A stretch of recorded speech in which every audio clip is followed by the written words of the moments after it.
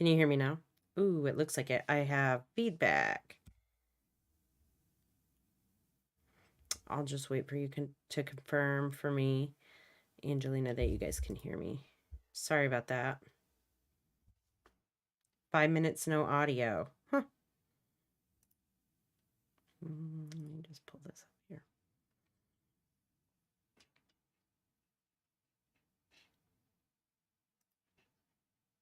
Sweet. Thank you. Cool. All right. So, what I was saying is that, so this class, what we're going to do today is we are going to go over how to animate a logo inside of Cinema 4D. And then on Thursday's class, hopefully we'll be done with this animation. We'll get through it this entire class, and then next class I can go over your 3 scene animations, the custom ones you've done. I've seen some stuff already in Slack. They look good so far. I'm liking what I see. And then we'll go over your questions and stuff, and then we'll kind of talk a little bit moving forward how the rest of the semester is going to look like. And so I'm going to try and get through all of this today. If not, for some reason, we'll go through a little bit more on Thursday. I'll finish that up and we'll adjust things as needed, right? But this week's class is all about bringing a vector logo and taking this and adjusting that logo to bring inside of Cinema 4D, and then using different effects and different techniques in order to give it volume and then to animate it.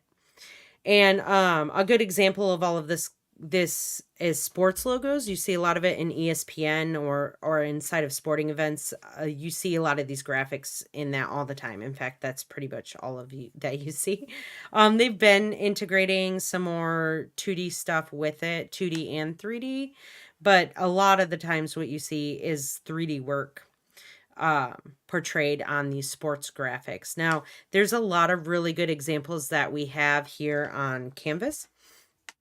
And here is one for the Pittsburgh Panthers. And then you have a couple of different sizzle reels that you look over here.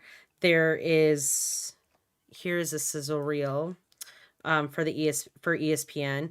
Man vs. Machine is a great design studio that works out of the United States and the UK, and it's definitely a company that you should look at for inspiration. And what you'll notice a lot of is they play around with textures on their materials a lot. So the texture of the skin of a football, or for instance, right there on just the still, you see grass like turf, right? And so I really want you guys to go through and kind of watch these videos to get some kind of ideas on what you want to incorporate inside of your project for this week. Now, in this, let me see here. A lot of what you're going to end up seeing is extruded shapes, rotations, projections, projected images onto geometry, and taking those 3-dimensional shapes, and they're going to rotate them a lot. There's a lot of camera movement that happens inside of these videos and graphics that you see. Now, with that in mind, what did I have here in my notes? Let me see here.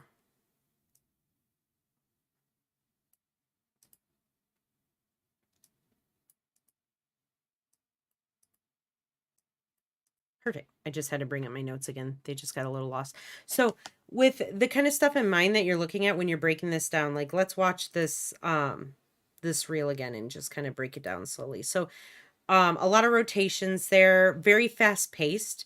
Something that you notice, textures on these. They also use footage and 2D graphics in here as well.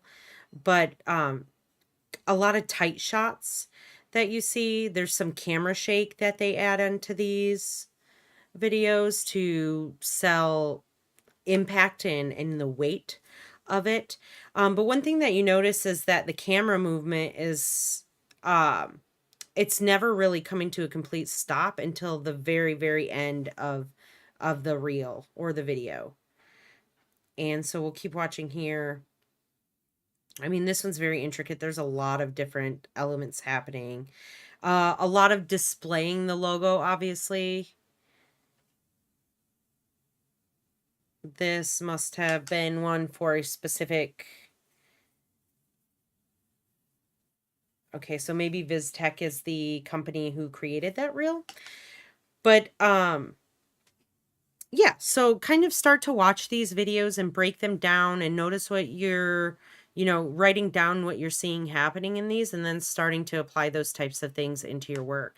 And watching that man versus machine, looking through their website and seeing the designs that they have and taking note of the kind of visual cues that you're noticing is going to help you along this project as well. Now, there's another Vimeo channel as well on Canvas right here that you can go to and get some more inspiration by as well. But even if you have like some kind of aversion to sports, I know not everyone's a sports fan. You can still imagine how something like this would apply to logos, to any other kind of logo that a company might ask for. And you guys all have a little bit more creative freedom on this project to choose your logos and to animate it. Now, we need to focus on a couple of things here, right? I'm going to be providing you with some logos to work with. So you will go and you will download the hockey zip. We're going to be working with hockey emblems or hockey logos right now. And so I want you guys to download this folder. And there's only a couple that I'm going to put off limits because I don't want you guys reusing them. In fact, we used this one last semester. I'm going to use this again as an example for this semester so that you guys aren't running out of emblems to use in the other one. So this is the Philadelphia Flyers and the Vancouver Canucks. So I wouldn't reuse these. Do not use them unless you have a totally different idea on how to animate them, because I don't want copying happening of what we're doing here. I want you guys to take what you're seeing and apply that idea to your own logo that you pick. Now, a handful of students usually ask if they can use their own logo design, but that's a different skill that is learned in a different class. And so for now, I do not want you to use any other logos than the ones that are provided to you. We want to essentially treat this like we have a client coming to us and asking for us to create something out of their logo in 3D. And the biggest thing is that these have already been vetted. They're well-designed logos. They're separated appropriately into working inside of with the layers being separate and stuff. So just use these logos that you have provided here. I might rearrange this Canvas page out here to maybe look a little bit more organized. But yes, so we're not going to be, so just off limits, unless you have a completely different way you're going to animate it, don't use the Vancouver Canucks or the Philadelphia Flyers. Or else I would be using my favorite team, Detroit Red Wings, because I'm from Michigan, so, and they're honestly the best. Let's not lie. And so you're going to be really working in a high level workflow this week by seeing what you're learning, taking what you're learning and applying it to your own design. And if you look here, it says we're going to open the EPS files. A lot of these files that you're going to get are specific. They're not AI file. They're not Illustrator files. And we'll go over a little bit how you have to convert this, right, in order for it to work inside of Cinema 4D. And so here's just kind of your step-by-step of what you're going to be doing. And then I want to see your deliverable is going to be an MP4 of your viewport render, right? In 1920 by 1080, 24 frames a second. So let's kind of jump into things right now. I am going to I'm going to go into, I need to open Illustrator real quick. So I already have the package of vector logos downloaded into my folder here. And I am going to go to, not here, but the Philadelphia Flyers. Ah, this one already has it converted. Let me open this. Or, well, no, let me rephrase this. This is not converted. It is just showing a preview. My preview image just shows that it is. It says that it's an AI file, but if you look at the extension, it is not an AI file. And we have to convert this to such a file because Cinema 4D doesn't accept anything. The only kind of vector files that it's going to accept are .ai, not .svg or .eps, because we have multiple types of vector files that we can work with. There's EPS files. There are SVG files, and then there's .ai files, and the .ai file is just the only one that seems to work with Cinema 4D. The ones that you do not want to work with, not working with raster files. Which files are raster files, right? PSD files are raster files. PNGs are rasters. JPEGs are raster files. TIFF files are raster files. So on that, I say no. None of those, right? We don't want to bring those in. We need something that is scalable. And the best thing about vectors is that we can resize them and maintain clarity. So what you have to first do is, yours probably won't look like this. We're going to bring this SVG file into Illustrator. And let me just scroll this down. Okay. Sometimes when you bring it into Illustrator, I'm going to make my camera slightly smaller here. And then when I go into Cinema 4D, I'll shut that off. So when you first bring in your logo into Illustrator, it might not necessarily allow you to unfurl this to see all of the layers here. And if that doesn't work, you will just go to File, Open, and then you will navigate to wherever that specific file is, and you'll open it that way. For some reason, that just kind of bypasses any of the issues that you could have with it.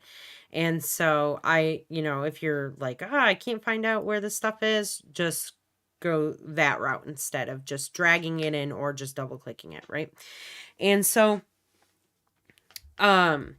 we want to, in order to convert this over to an AI file, all we have to do is save it. But let's kind of prep our work before we go ahead and do this, because we're going to want to be working with these layers independently inside of Cinema 4D.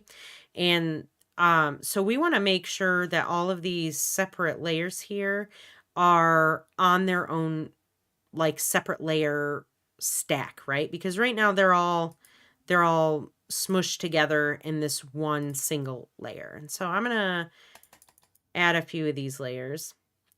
And on this, I'm going to drag this one to the top just so we can see it. On this layer right here, I'm going to add just a square that's maybe a different color, just so we can see our logo initially. I don't want to do green. We'll just do that color. Maybe a little lighter. There we go. And I'm going to drag that down to the bottom here. All right, because there's a couple things that you can see here. I'm going to lock this layer. But you notice that there's an actual outlined background, a white background around this that you might not have noticed initially when you brought this into it, because it already had a white background. And you also notice here a registered trademark. And so we want to kind of get rid of a couple things here and just reorganize this. And so I'm going to go here. I'm going to select, I've unfurled these layers. I'm going to select this layer right here, which is just the center red dot. And I'm going to grab this little block here. I'm going to drag it down to this top layer here, right? Because once we separate this all out, this will be the top one. So I will just red circle, and I'm going to rename these. Circle. And then the next section, I'm going to grab the black like wing part, right? And I'm going to drag that down here. And I'm going to type in black wing. You can name them whatever you want. It's not really, I mean, they're the flyers. I'm going to call it a wing. And then I'm going to type this one, white background, white outline. That one will be good. And I am going to select, I think it's this one right there. Yep. So I'm going to select this. And I'm going to drag that down here. And if you want to know what is on which layer, all you have to do is click on and off the little eye and it'll show you. And notice that this trademark is here. We don't need that. And so I'm just going to take this entire layer here. And I am going to just delete it out of this section there. And then I don't need this background, so I'm going to delete this layer. And before I save it, I want to save it as. So file, I don't want to overwrite the original file. I want to save it as its own file. So Philadelphia Flyers logo, instead of SVG, I'm going to go down here in Adobe Illustrator. And I am just going to put layered in the front so that I know that's the one I'm working with when I go to import it into Cinema 4D. And just save that in the same spot. Okay. In fact, don't save it in the same spot as the original. I'm going to go back out here. I'm going to take this and I am going to move it into my original assets folder so that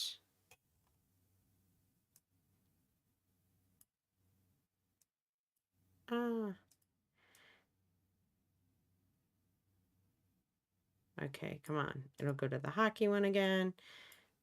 And back to the assets folder, just in case I have to access it. That's the one I'm working with. It's just going to go a little bit quicker that way.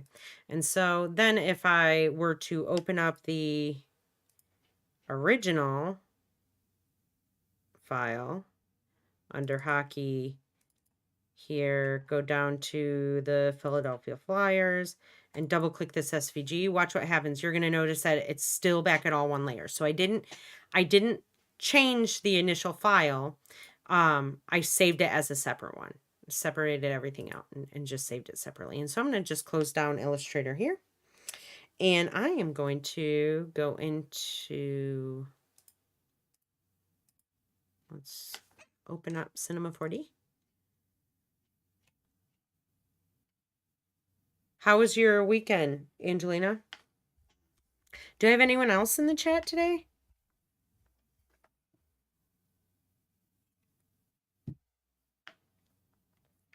Oh man, I picked a glass with a leak at the bottom.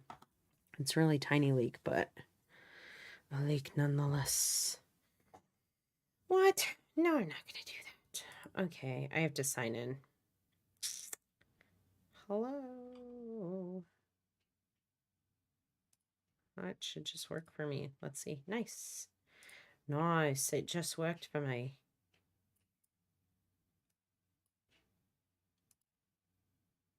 Yeah, very busy. Same here. Very busy. But I'm happy to hear it was good. Yeah, I went and visited my partner's family. There were a couple birthdays on that side of the family as well, so we just kind of mashed all like an Easter birthday thing all in one. So I spent Sunday there, and then we went to my father-in-law's house and hung out there for a little bit, so I didn't get home late on Sunday. And I like to be home in bed at a certain time. You know, you guys might find the same, like going out and stuff is really fun. And as you get like older and older, you just find that like being home is a little bit more comfortable. I still like to go out and do things. Still, I plan to go to Phoenix Fan Fusion. I don't know if any of you guys are going to be there. But if you're there, definitely, and you see me, definitely say hello. Um, I like doing stuff like that. I just don't go out every night anymore. I have a limited amount of energy. I have like a recharge. I need to recharge my social media often, and so if I don't do that, I'm usually like a grump and no one wants to be around me. So yeah. But it was a fun weekend, all in all. So the first thing I'm going to do here is I'm going to file and I'm going to save my project as. I need that pillow. I definitely need a let's stay home pillow. Because I'm just like, my wife and I will talk about, you want to do this today? Yeah, it sounds great. And then we sit there and then I'm like, well, it seems like it's not going to happen. So, yeah, I like to work. I like to craft. I don't know if you guys can see. You guys obviously can see my background. And I have like a lot of crafty stuff in my background. So I like to make a lot of things, and I mean, you don't have to make things anywhere else but at home. So where all my supplies and stuff are. So, let me just go into here, and I am going to save this as Philly Flyers logo with my name in the front of it. I'm going to just save that file. So then, as I go along and I'm saving, I can incrementally save as well. The one thing I am going to do though right now is I'm going to shut off my video because you guys need to see what's happening on screen. So bye-bye. I'll see you at the end of class. Let me see here. There we go.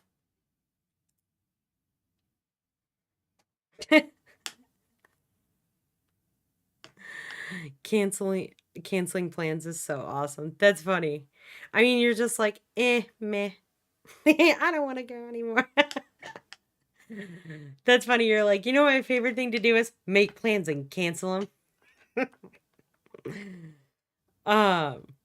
Yes. I have a lot of crafting things. It's a great outlet. I like to make things. I didn't initially want to be an animator. In fact, when I went to school, I went back to school.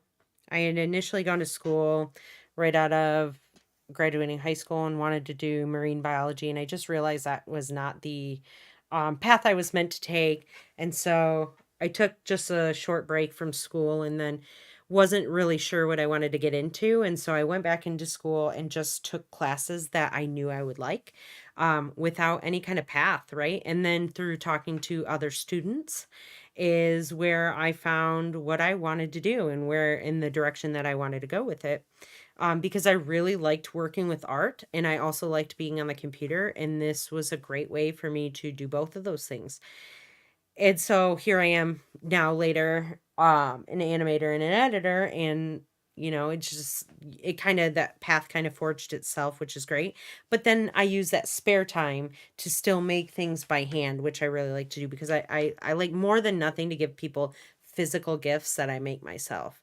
I just think there's something about someone spending time on a gift that makes it a little bit more sentimental.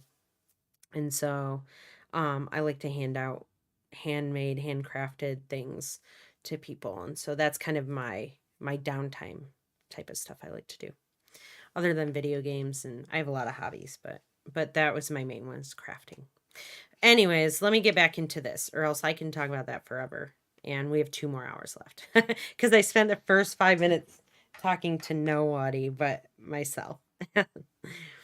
All right, so in order to bring in your logo into Cinema 4D, it's a little complex. You're going to want to open that folder and you're just going to want to grab and drag and drop it into into Cinema 4D. It's actually not complex at all. Just all of these are okay. You just hit okay there and it's automatically going to bring that logo in. And notice it does like a couple things already. There's already some geometry going on here, right? So it's extruded it out slightly. There's some, the colors are happening, everything's all put together. Now, if you look up here, this little pen icon right here represents that you have brought in an Illustrator file. And so, it's just, you know, if you see this inside of any kind of Cinema 4D file that you open up, you will know that that is what that is it's just a vector file.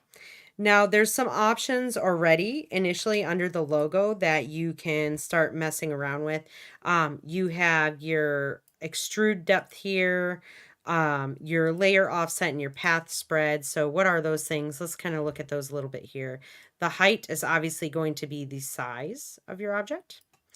And the layer offset is going to offset those separate layers that you had, which, great, not really useful at the moment because we're going to do some more high level stuff to separate this out. And then the extrude depth is obviously how deep this object is going to be extruded, right? And then the path spread here, the path spread also has to do with like the offset. It's the distance between the layers, and like if you wanted to make this minute, you can hold down Alt and you can get very, very fine detail on how you want that to be offset and spread apart. So like, let me put this to 5 centimeter. Like we'll do 2. Not that different, you know, difficult. But then if I start to change this spread, you can see that it's extruded all of those objects out there. And there's a slight offset or path spread happening between each layer. Now, one of the things that we notice right away on this is that there are a lot of hard edges happening. So if I hit NB to bring in, come on, NB, the garage shading with the wireframe, right? And you guys can see this wireframe here.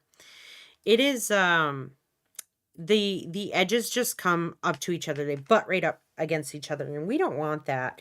We want these edges to, you know, this looks really low poly, and we want these edges to appear just slightly beveled so that they catch the light, right? Because if you look at all these examples that we have in here, a lot of them, you know, a big thing is they're playing with the light, and the light is catching all of these kind of beveled edges. Like if I bring this back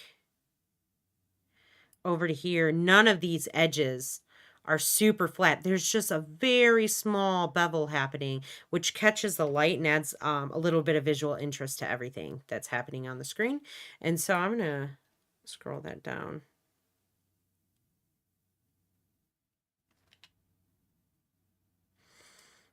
And let's go ahead and add the beveling to this. But before we do that, let's add a target light so that we can see like what the beveling is actually doing. So I just went in there and added a target light. Let me reset my view, frame default. And the first thing you notice is this is very, very, very tiny logo. Shift Control Z. The logo's really, really small. So let's first add let's add a cube in here to just kind of get a visual reference to how big we want this to be. And then I'm going to increase that height. Actually, no, let's not do it that way.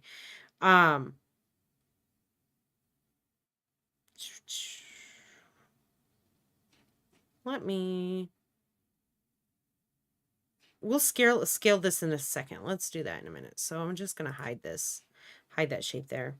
And let's bring this light a little bit closer. I'm going to select that light and just kind of drag it in a little bit more. Go down here. Zoom really far into this object so we can see it. Oh, really now?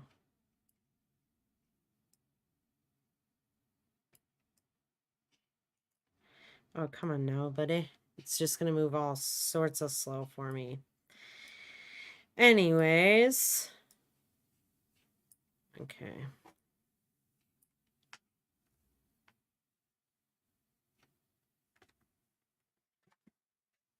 And there. Anywho. So let's go ahead and bevel this, right? So you want to select we're going to select the object, and we're going to go under caps here at the bottom. And then you want to increase the size of this cap. And so obviously that is way too big. You need it needs to be very, very subtle. Even if I were to type in 1 in here, you know, that's way too big. Let's try 0.5, way too big. 0.2, even 2, 0.02. Ah, that one might be close. Oh, let's see. Let's get real close in there and see.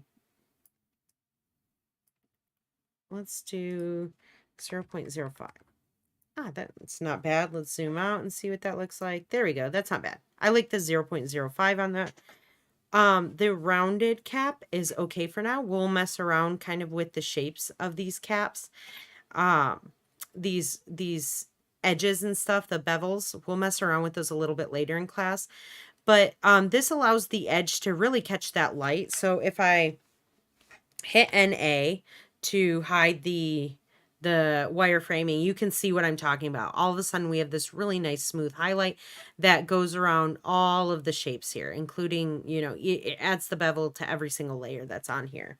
Now, we want to have access to the individual parts so that we have an option to animate them separately if needed, right? And so I'm going to control and drag. I'm going to make a copy of this layer here. So I'm just going to hit control and just drag that out so that I have another copy. And then I'm going to create a null layer. And I am going to name that null. I'm going to rename it hider. And I'm going to just go ahead and drop this original one into here. Because remember, working in a non-destructive workflow, we want to make sure that we have a copy of whatever we're working on in the original form so that we're not, you know, if anything happens, we can go back to the original and not have to, you know, we haven't messed it all up and then we've put ourselves between a rock and a hard place, right? And so we did that. I hid that null layer. I don't need to see it. I just know it's there. In fact, I'm going to drag it to the bottom so I don't have to see it at all. And then I want to, let's scale this to see, so that we have, let's scale it up, right? Like I was saying before. So we have that cube. I'm going to show that cube again. Zoom back out here all the way.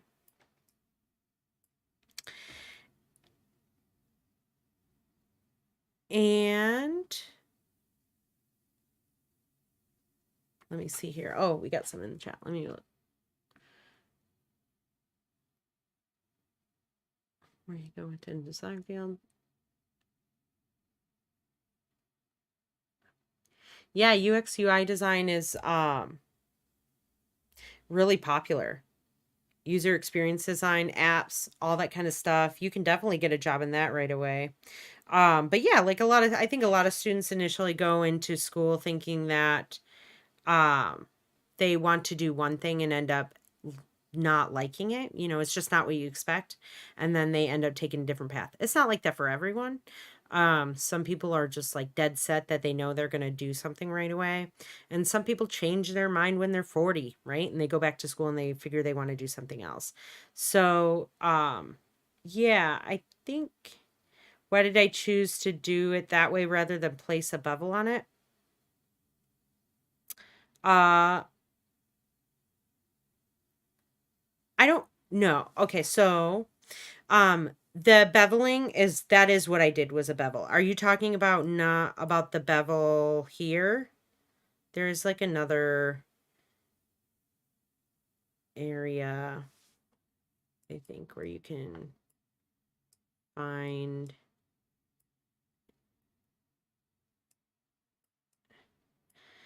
we're not going to be, I swear there was like a section around here that you can add that's a bevel. But just this way just works fine for what we're doing right now. I mean, we're not going to be molding or deforming this in any way. It will be animated, but we're not going to be deforming the beveling. Like, we're not going to deform the actual object. I think it's under, yeah, purple. It is a purple one. Right down here. Yeah, no, we're not going to be, we don't want to use a deformer on it. We want the actual geometry to be beveled. And this is changing the geometry in a different way. But this, because we don't need that much control over it, we just need it to be initially beveled on the side just to really catch the light. That's the only reason that we're using it here. Now, as far as, do I have to fit it to the parent? No. So the parent is just the hider, that null is just there as like a folder to hide that initial Illustrator file so that I don't mess around with that. I'm not going to resize that initial Illustrator file. I'm going to resize the second one. So that original is the it's the original size, it's the original shape, everything like that. The only thing on it that's different is I added that bevel, the beveled edge to it. But that's something that can easily be shut off, right? And so we just want to work in that non-destructive pattern. Since I'm going to be scaling one of them, I'd rather scale my copy here. We're going to be working in with the copy. This one in the hider is pretty much going to stay there. We're not going to touch it again. Now, let's go ahead and I did that. I'm going to hit Control S to save the project, and it's going to make me do it again. C4D, I'm just going to redo that, and then I'm going to write over it. Yes, I want to replace it. There we go. So it saves the way I want it to be. And then let's go ahead and grab the copy of the logo that's not inside the null, and we're going to hit C to make it an editable layer. And then notice that it separates, like when I drop this down, you see a null, and then it separates each one of these layers out that I had labeled inside of Illustrator. Now we have the red circle, we have a black wing, and we have the white outline, right? Each one of these has an extrude object put it onto that. And inside each one of these extrude objects is a spline. Now, a spline is, it's essentially just a path, right? Like a path inside of Illustrator. It is a, like a path inside of After Effects as well. It is there. It is editable. We can mess around with it. Like if I were to grab, let me shut this cube off here. Well, let's resize it real quick, and then I will show you guys what I'm talking about. So I am going to grab this entire thing, and I'm going to hit, let me see, which one is it? I'm going to take this null out of the Illustrator object right down here. And then I'm going to grab that, and I'm going to hit T, and then I'm going to try and scale it this way. Come on, big buddy. There we go. It's getting bigger. And let me hide this cube. There we go. Scale it a little bit up bigger. And then I am going to T, or move it back down into the light. Whoa, not that. I want to select the entire null, the entire object, right? I'm going to move that back down and into the light. And then I want to make sure that my target light is on, where is the target? The light target is, let's center it in the object right there. So if I were to move this object, there should be, let me try and do this again. Let me delete this light, this target light. Delete. I'm going to just add that, a new target light. Target, there we go. It's a little bit further away. I don't have to adjust it as much. I'm going to go back here, go up here, drag it down a little bit more. Zoom in a little bit. There we go. So I've got the object scaled a little bit here. This, I can drag this back into here, I believe. And we'll work with it like that, right? Let me rename this Philadelphia logo. Layered logo.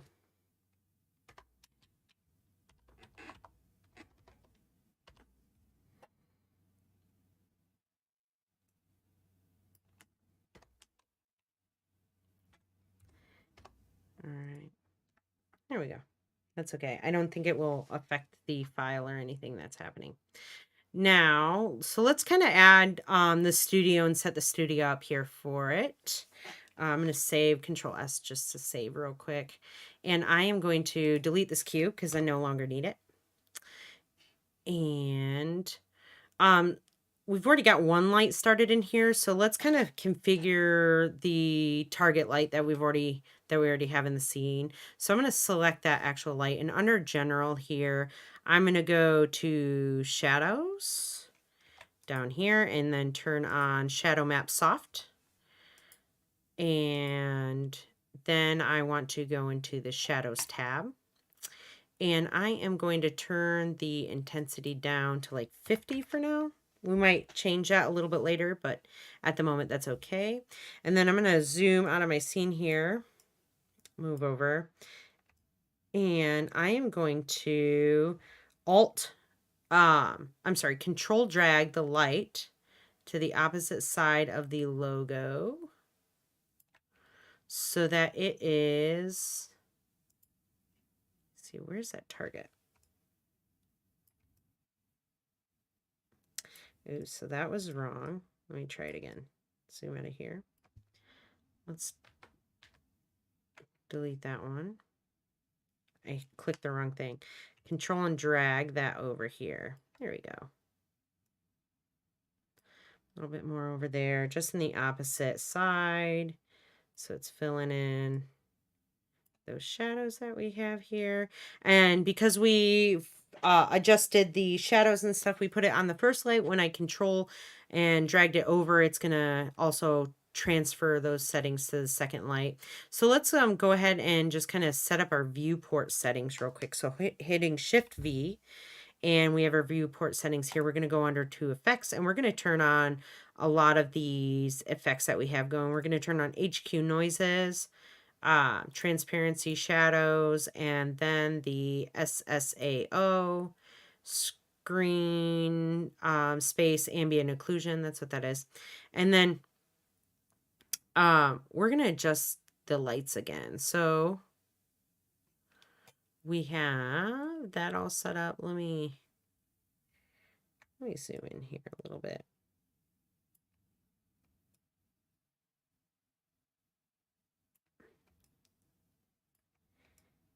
Already, though, you guys can see that there are, come on now. Oh, my move is not working. I'm not sure why. Let's reset my view. See if this works. There we go. Okay. But already you guys can see some shadows. I think this is the same issue here. Maybe it's because of that.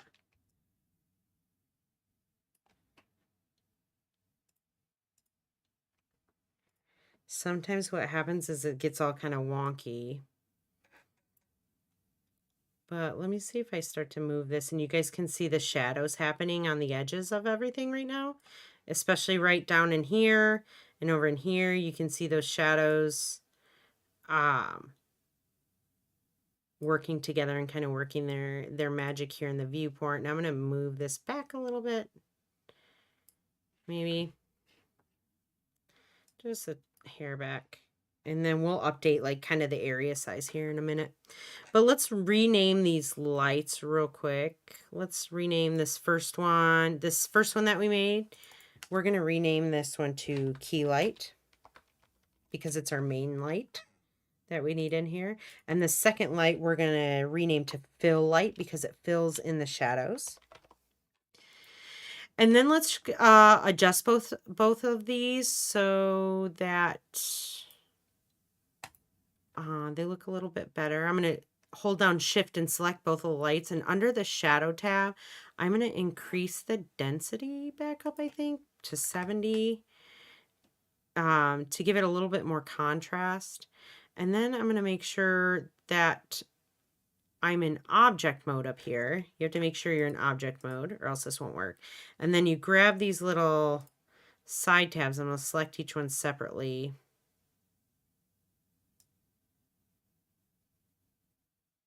And shorten that. I'm going to just expand that out so it's nice and wide.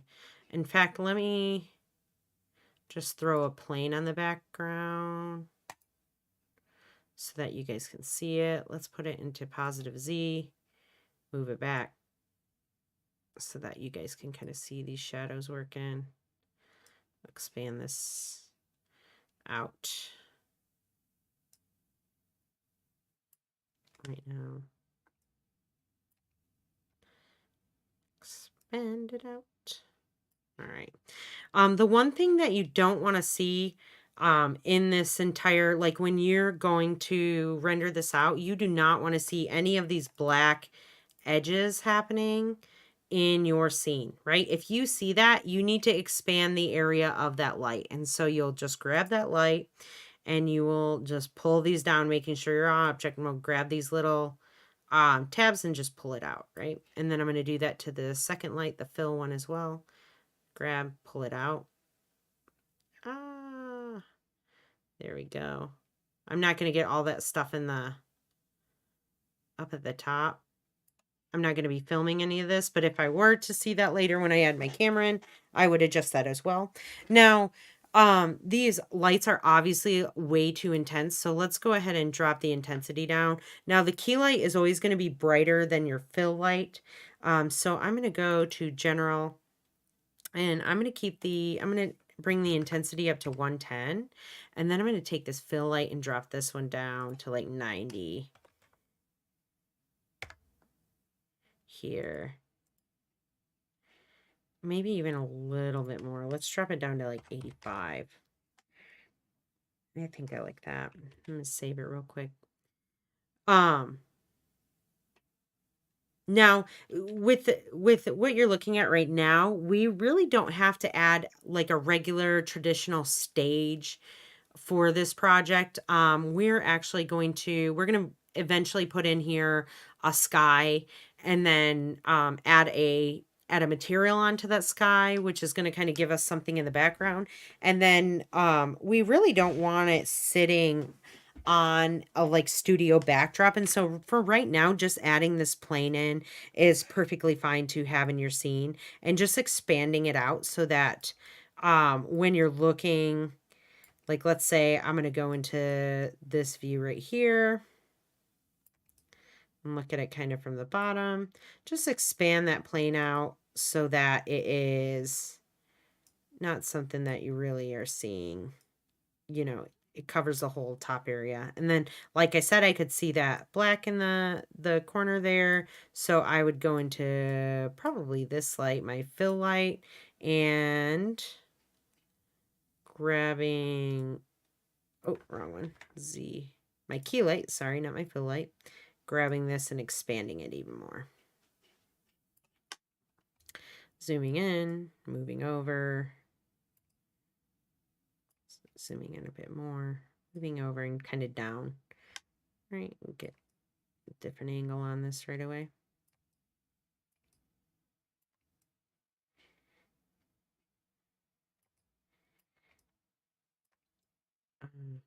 But these, you're noticing, like if I go into the shadow right now and I start increasing the intensity or the density of the shadow, you see that it gets a lot darker. And so if I didn't want it as dark, I would just drop it down to 60 or even back down to 50. But I think the 70 was okay right now. I might drop that down later, but it just kind of depends. And let's see here. Do I want to do anything else here? I think I'm okay. Let's add some additional elements to this icon. right now. Or like start to mess around with the different layers and kind of, we're going to stack this so that it looks like a series of kind of like steps. And then we're going to animate those to create kind of like a kaleidoscope, or not a kaleidoscope, but like a telescopic effect, essentially, where like one layer is going to come out of the other. Now, if you watch some of the videos that are on Canvas, you're going to see different techniques being used. If you watch that Pittsburgh video, you notice there's a lot of like shutting doors and sliding doors effect, and the rotation of the camera shake, etc. We're going to kind of do a combination of that tonight. We're going to do the telescopic kind of effect with this, and kind of like a closed door type of thing that's going to happen. Now, and then you would always add camera shake and stuff later on inside of After Effects that you guys can do separately once you're bringing that in to render it out. And if you, let's go ahead and drop this back down. Let's go into our logo layer. I'm going to just type this logo null. Just want to rename it so it stays easier for me to see. And again, we have these splines, which are just essentially simple paths, and they're being extruded right here with the extrude tool, with an extrude object. Now, if I were to come up here and select my point mode, and I were to grab one of these points on that object and I were to move it up, you can see that it will adjust the path for me. And so you can see where this can come in handy by, oh, let me see, if I shift and click this, I could move it over and out and adjust any kind of shape that I'd want to, right? I don't want to do this right now. We might get more into adjusting things more in a fine detail later, but as of right now, you can just see what the power of those splines are, is that you can create something, give it volume, and then you can always adjust it later. And so let's look at a couple different spline tools to use for this lesson.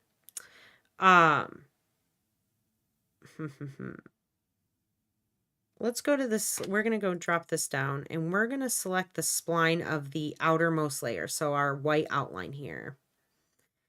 And I am going to copy and paste this line. So Control C, Control V. And that spline is going to automatically end up here at the top. I'm going to label this one background instead of plain, so I know what it is. I'm just going to kind of close this for a second. I've copied that spline of the white background here. And let's see. Let's rename this. Let's rename this to outline.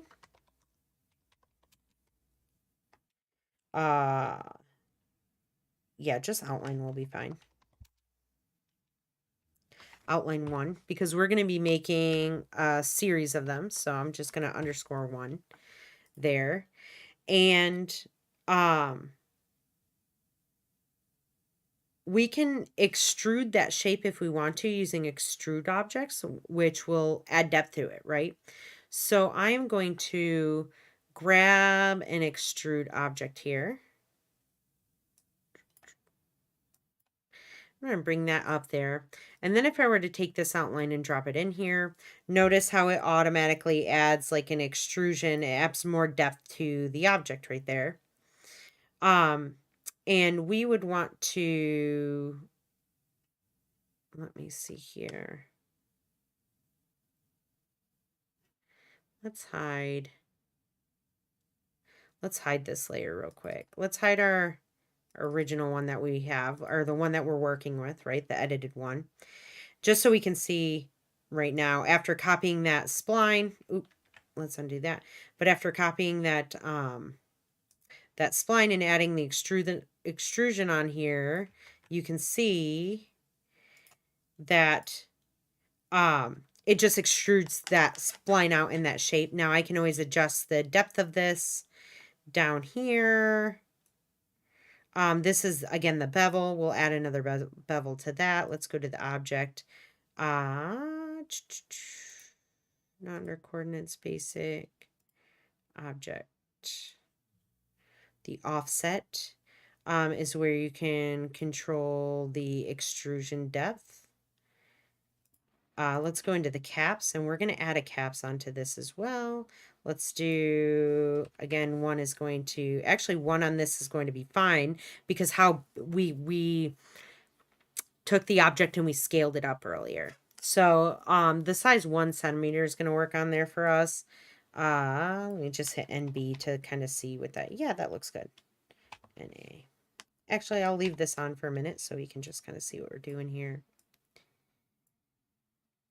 And now how did I get it to extrude here is I took this outline spline and I made it a child of the extrude object. And that is how the extrusions work, right? They have to be a parent of the actual spline. And so we've got rounded edges on there. Now, another thing that you can do is you can also use a sweep tool. And so let's see what that looks like. Let me bring this out of here. Let me delete that extrude. And so we have our spline here, right? It's kind of a little bit harder to see. Let me see if I can hide that background right there. We've got our spline. And so we want to kind of outline this spline, right? We want to make sure that there's volume on this, but it only goes around the outside and doesn't really fill in the center. Now, how do we do that? We do that using a sweep object. Now, in order to work, a sweep requires 2 paths. And so I'm going to go up here in this little selection, this little menu right here. These are different paths that you can choose to add to your project. So if I wanted, like, let's say I wanted this flower, right? I could add that in there, drop in an extrusion, make that flower a child of the extrusion, and then I have like this basic kind of cog flower shape, right? So we don't want that right now, but that is the idea of those objects inside of this area. And so I want to essentially take one of these shapes and apply it to volume around the outside of that spline. And so I am going to go into here and I'm going to select an end side. And we want to scale that down quite a bit because we don't want it that thick. So let's get it probably to there. 2% seems good. And then if I select this, we want it to be, I think, on the, maybe the ZY. Let's select the ZY and see what happens once we add it into our sweep. And so I dialed down the radius of that.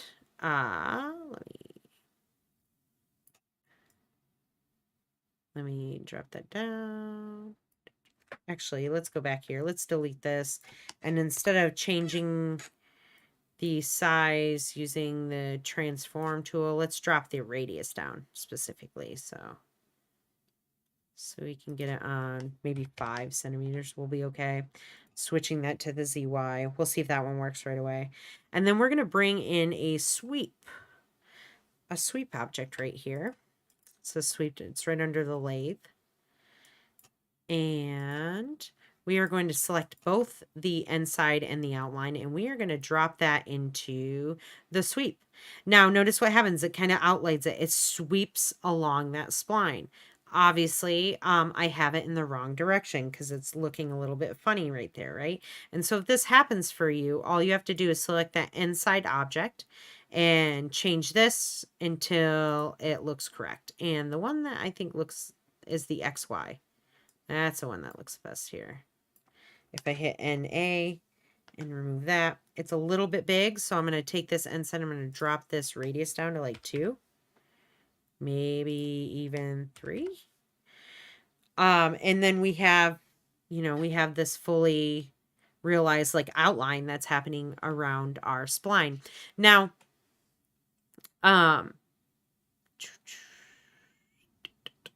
why do we use an end side? Why do we use this end side here and not a circle. And the reason is because we're able to control how many sides that an end side has and adjust that to what we're going for, whereas a circle has too much geometry happening on it to make it look smooth. And so, like, if I wanted to, let me get out of here. If I wanted to make this, like, if I wanted it to be a square, right, I would change the sides from 6 to 4. And then it would sweep a square shape along that spline. If I wanted it to be a triangle, I would select that end side again and go under here and select sides would be 3, obviously. And so then if you zoom in here, you can see that it's a triangular shape that is sweeping all across. You know, it's got a nice hard tapered edge to each other right there. And sweeping all across that spline. I'm probably going to change it. And then if you want a smoother shape, obviously you would just increase the sides that it has, right? And so you can maybe 7, 8, 7 seems to be okay. I'm looking down from the top right now. I don't want to do that. I want to go back here. 7 seems to be a bit too much, especially with the depth of like the like how thick this is. Because right here it's pinching and we don't want that to happen. So I'm going to come in here and I'm probably, I like it at the 5 maybe to give it kind of like this hard edge look. I think that's pretty neat. You can click on the rounding if you want to, so you can still have 5 edges, but have a little bit more rounder. Maybe I'm going to leave it, I think I'm going to leave it like that for a moment. I'm going to save this. So those are 2 different ways to take basic shapes or to make basic shapes from a spline, right? Is to use either the extrude or the sweep objects. Other things that we can use to kind of manipulate the spline itself, right? Because it's all dark on the back because there's no lighting back there. Let's take it out of the sweep. Let's take everything kind of out of the sweep, or just the outline. Let's take that out of the sweep. And in fact, I'm going to create a null here that says previous. And that way I can drop this down to the bottom and I can tape all these techniques and just kind of drop them into here in case I want to use it again, but I'm currently not using it at the moment, right? And I'll turn this off so we don't have to see that. And that way I can work with the outline, but keep it fairly organized right here. So I moved the object out of the sweep. I moved the spline out of the sweep object, right? And I'm going to go into point mode here. And I am going to grab all of these points by clicking and dragging. I think it will work like that. Hit Control A. Control A will select them all for you, so you don't have to necessarily click and drag. And I'm going to right click and go down to create outline. Where are you? Right here. You're going to want to select this right there. But when you do this, you want to make sure that all of those points are selected. So I'm going to right click again, create outline. And this does exactly what it says. It's creating an outline of the spline, right? And we're going to we want to click check to create a new object here. I'm going to go into my move tool there and make sure that before you, right, if you were to click this, let me see here, Control A, I've got them all, right click, create outline, make sure that you click this before, and then this is the distance that it is going to create that outline from the original spline. So if I click 5 centimeters, it creates another outline on the outside.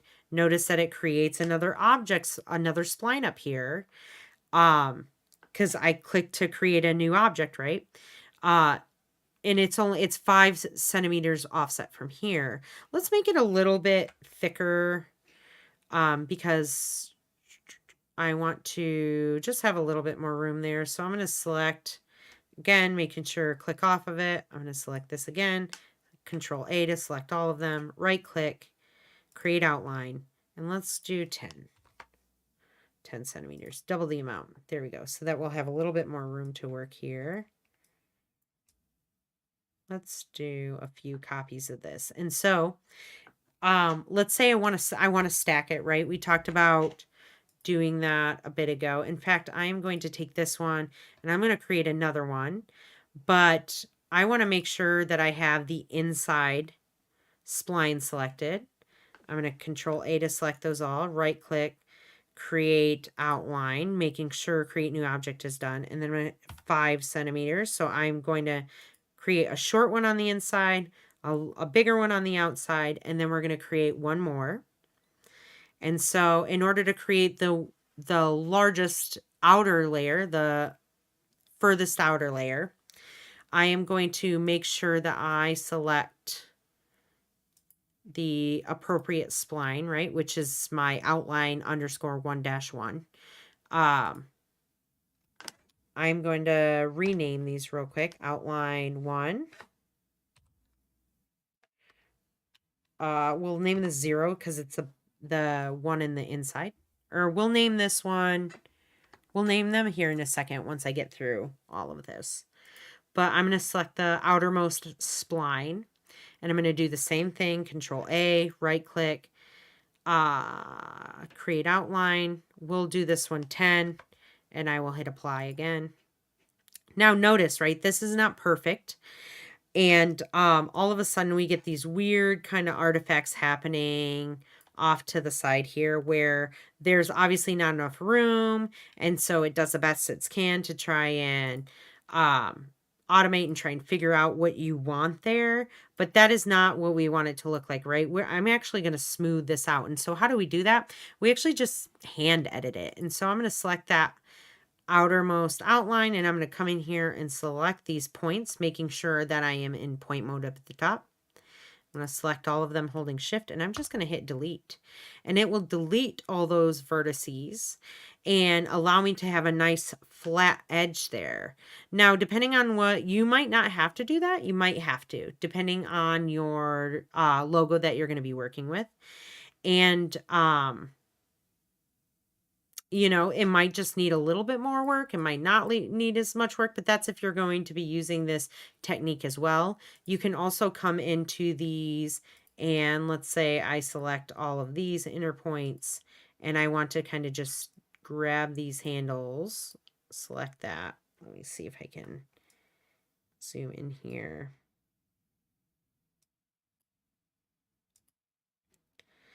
Select that handle. Come on, can I not do it? You know, you can move them up and down. Right there. That's how you do it. Let me actually, because I want to do it to all of them there. I'm going to, here's my selection tool. I'm going to select that one, shift, select that one, shift, select that one.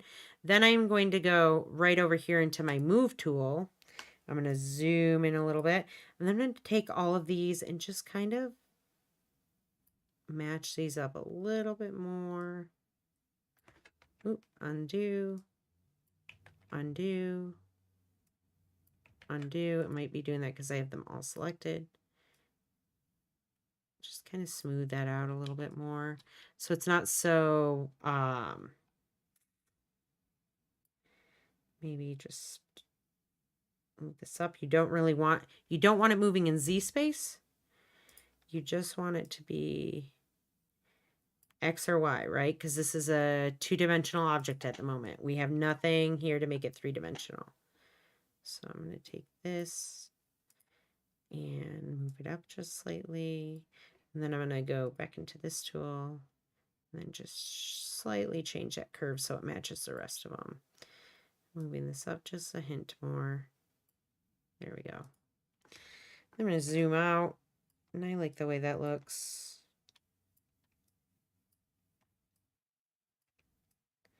Maybe take this one, move it up slightly more. So there's almost an exact. You can also do this in your orthographic view if it makes it easier, right? If I go here and I look at it from the front, zooming out, there we go. This might be an easier view to do this in.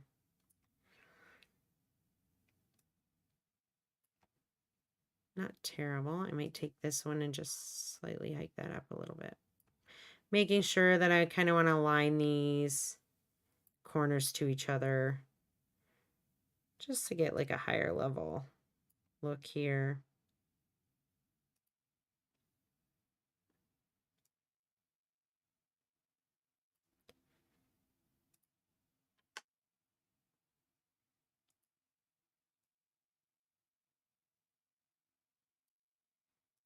And just that's okay. You guys don't have to get that detailed, right? It's not that big of a deal when you're looking at it further away.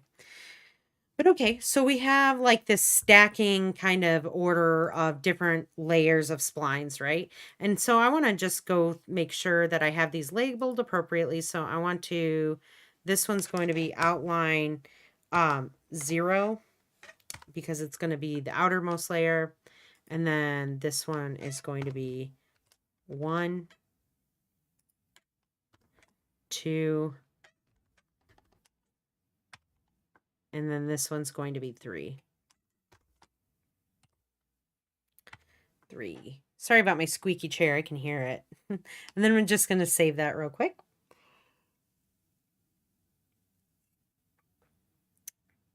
All right.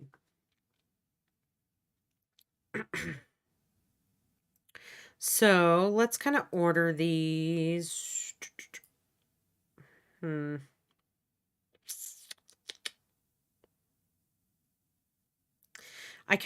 can, like if you wanted these all to be connected, I know we spoke about this last time. So about the connect and delete, right? But if you wanted these all to be one separate layer, you could right click, select them all, right click them and connect objects. Don't ever do the connect and delete, but if you connect objects, it would create one singular layer of all of those instances. And I just didn't have them all selected when I did that. And what it does, I didn't think I did. Right click, connect objects. And then what it does is it creates a new object up here. So you can take these ones and you could hide them under previous if you wanted. And you have an entire, you would have an entire singular outline here that you could also work with as well.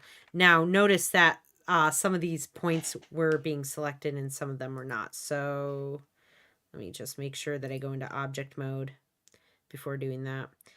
But I don't want to do that. I'm going to delete this object right here, that connected one. I'm going to pull these ones out because I want individual control of all of these separate splines. Hide that there. And I'm going to go into object mode and I'm going to select all of these. And then I'm going to go into object mode and I'm going to hold down Alt and select extrude object. Now holding down, I had down shift. Holding down Alt when you hit extrude object is going to extrude the parent of each selected one, which is perfectly fine. It looks a little chaotic right now because they are all in like a crazy order.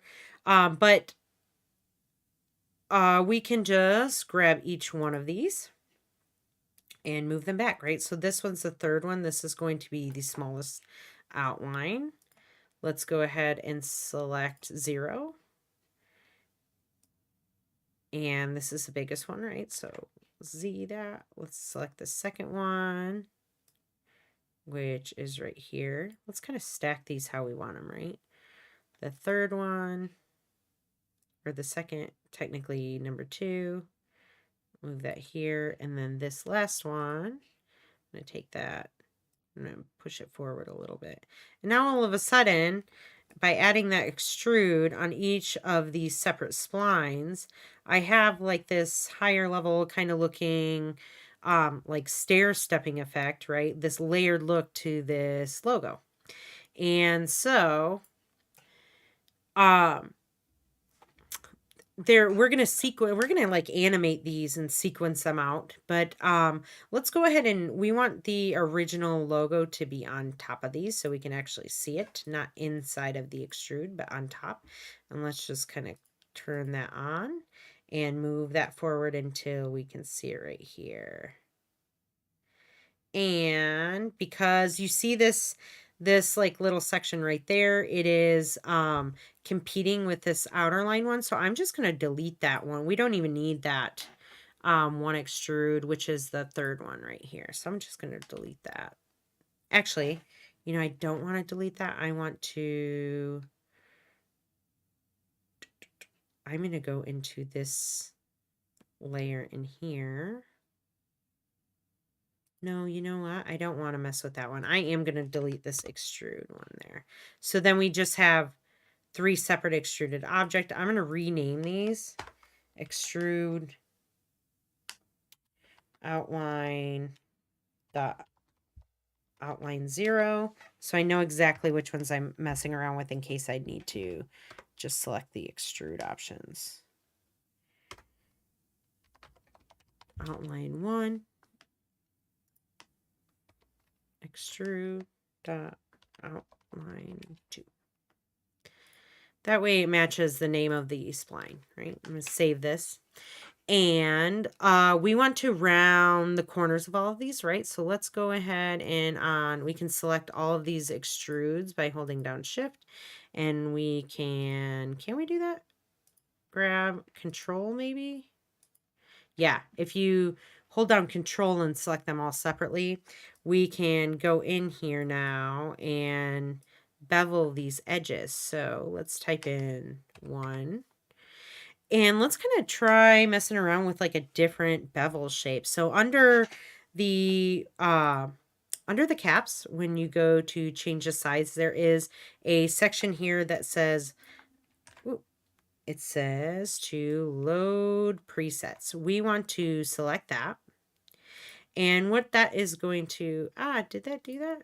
Don't I have presets options? Update your license before I go any further.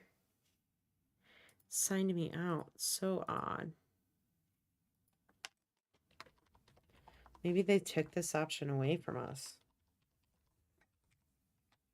Sorry, guys. I don't know why it's making me do this. How you hanging in there, Angelina? You still on the live stream?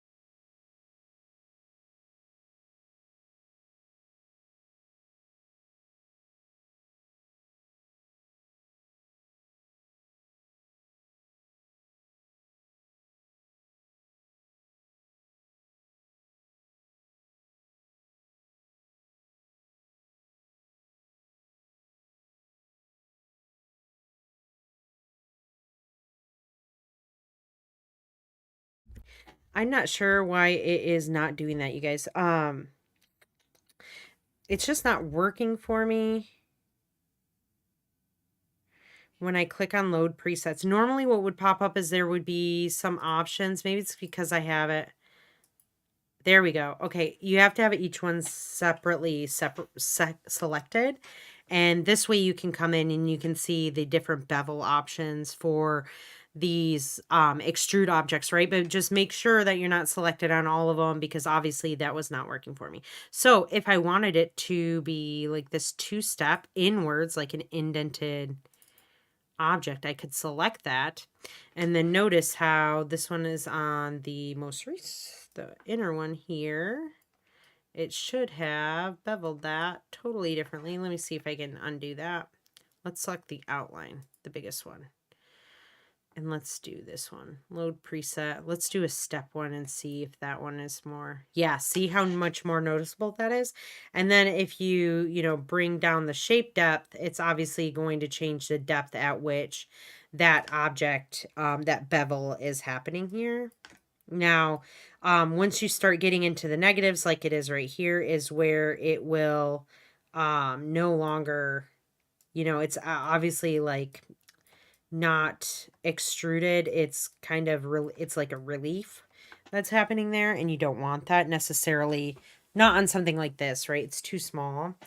Let me remove that. I don't want that one. Let's pick a different one. Maybe you can do this one. This is not bad. Just change it down to like 50. Interesting. If I zoom out of here, it almost gives it like an additional, like it gives it like this edge, right? This hard edge that I have here. It looks a little bit more interesting. Let's change the depth down to 25. So now I like the 50. This is the height of the curve, so you can always come in here and change this as well. Select that one, change this one, so it's not so, like if you think about it, right? If you were looking at it from the side, like the bevel from the actual side there, and you would see that same curve is being reflected on this curve right there. So that's pretty neat. I'll mess around. I'll leave that like that. That looks cool. Yeah, but you can go through and you can mess around with the bevels that way as well. Just don't overdo it. Don't get too crazy with it. This seems to work right here. I'm going to change the extrude depth of these. First of all, let's kind of shut the rest of them off and just go one at a time. This one right here, I'm going to bring the extrude depth, go to object, and decrease the centimeters to like, what, 75 will be okay. And then I'm going to turn on I can turn on the background again. I'm going to turn on the next one and kind of move around here. And I don't want it to be back there, so I'm going to change the extrude depth of the second one down to 75. So, and then move it forward. There we go. And then do the same for this one. Change it to 75 so it's not so deep. And then move that one forward. Oop, let me see here. I can't see it, so turn that on and then move this one forward a little bit. There we go. This looks nice. Okay, we have a good start going on here. I'm going to save this. And now let's add some materials to this so that we can kind of differentiate these different layers. Now,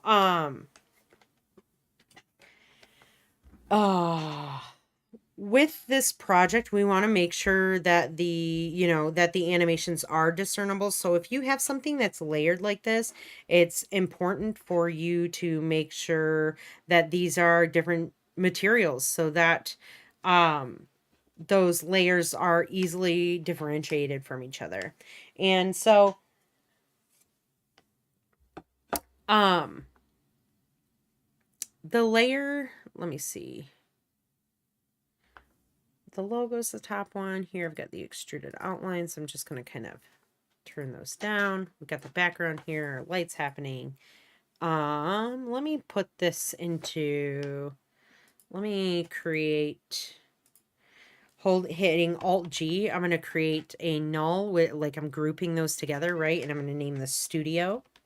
because we've got this started. We'll add to this a little bit later here. Studio. But just, you know, cleaning this up and make sure that it doesn't get too chaotic here. And I'm going to kind of open the material panel. Notice that there is a material, like there's colors and materials on the logo, but they're not actually in the material panel here. And that is because they're not actually in here at all. And so, we need to add these materials into the project. And so I'm going to go under our hider tab and I'm going to select the absolute original file, the original Illustrator object. And I am going to go down here to where it says create materials, and I'm going to select that button and then watch what's going to happen. It will create 3 materials that go directly onto here. Now, these materials aren't actually applied to this, so I'm going to close this up, right? Because we don't need to see that. We don't need to use that anymore. And I am going to go to the edited one, and under each of these objects, I am going to add this material. So in this way, it'll update with the appropriate reflections and changes that we actually make to the material, because that was just, it was just adding it in, just like generating like kind of this visual material to it, but not actually adding the actual material. It's not actually generating it when you bring in the logo. So that's something important that you guys need to remember. And when you do that, though, when you click create materials, it's going to give us the exact colors that we need. You do not want to be adding colors to a logo from someone's business. That is not best practices. A company would be very upset if you take their logo and start changing the colors of it when it's not in their branding guides, right? And so we need to keep that in mind when we're doing this. Now, let's kind of add the materials to these extruded layers here. In fact, I'm going to add a different material into here. Let's do like a metallic. Or let's just go into materials, glass, metal. Oh, are these all? Let's just do this. I'm going to type in metal because I don't want the redshift ones, because we're going to be rendering out with the viewport render, and so I don't want to be picking all these materials that aren't really going to work for this. And I think I'm going to pick just a plain old one that's will look okay on this. Maybe this like aluminum, kind of like this roughed aluminum look. Or possibly a gold metallic look, like a rough gold metallic. Let's add that one to the bottom layer right there.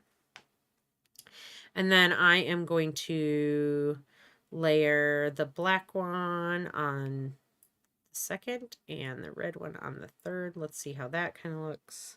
If I hit R. Oop. Go back here. Just accidentally hit one of my F1 buttons. Not bad, not bad. I think that I would rather, maybe let's try a different, let's try bronze maybe. Or maybe a shinier gold. Maybe even a lighter one. Drop that back onto there. I think I like that one a little bit more. It shows a little bit more reflections that are happening. Notice that we get the default reflections in here. We're going to change that up. We don't want that to be tree. But let's leave, I'm going to leave these 2 materials in there just for now, just to see which one I like to use a little bit more. And for the moment, I'm just going to delete this other one on there, so I don't have too many stacked on. All right, cool. And so I'm going to save this. Now we want to, we're going to start animating this. And so we want to, first thing is we need to update the anchor points, because when I click on this, you notice that the anchor points are down here at the bottom. And we definitely don't want that. We want it to be in the center of our object. And so the best way to do this is to go into your orthographic views and go to your front here, and making sure that you're selected onto your enable access tool, or you can hit L and that will turn that on. Now, remember, students will have issues where they will leave that on and they'll be moving things around and they don't actually move. And that's just because your, let me see if I can turn this gain down a touch. Hello, hello, hello, hello, hello. Okay. Drop down my gain a bit on my mic. I think that's my headphone audio. Is this my gain? Hello, hello. Dropping it down, dropping it down, dropping it down. No. Sorry, guys. I am just testing something out, testing it out, dropping down my gain. There we go. Okay. I just don't want to blow out your speakers. Is this appropriate? I think that will work right there. All right. Back to what I was saying here. We need to move this on. Just remember that to leave the access mode, the access tool mode, when you are ready to animate, right? I think that we can also maybe possibly try to change it by selecting the object and going up to mesh, down to,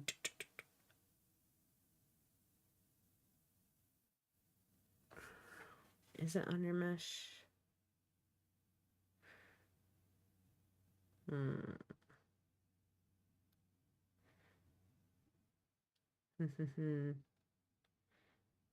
Let me, or maybe under modes. No, I am going to search. So I have this object selected. I'm going to Shift C to search, and I am going to search center access to the model. Do I have to be in model mode? Maybe I have to be out of this. Let's try that. Shift C. Did it do it? No, it did not. Okay, so for some reason that doesn't work. So just come up here, hit L, or grab that, and then you are going to move it up and over to be in the center, essentially, of your kind of comp here. I wonder if I hit coordinates here. It's not changing the object, it's just changing the axis. If I zeroed out 0, 0, 0. Does it put it in the center there? And then if I grab this one and I zero it out, 0, 0, 0. Nope, it moves the actual object. So I don't want to do that.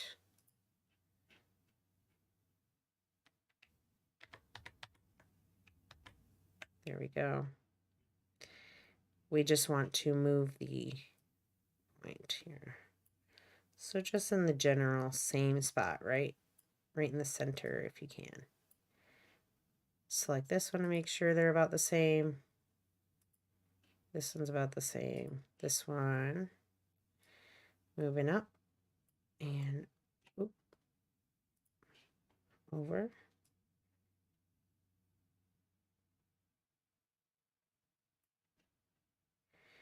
And the logo is centered.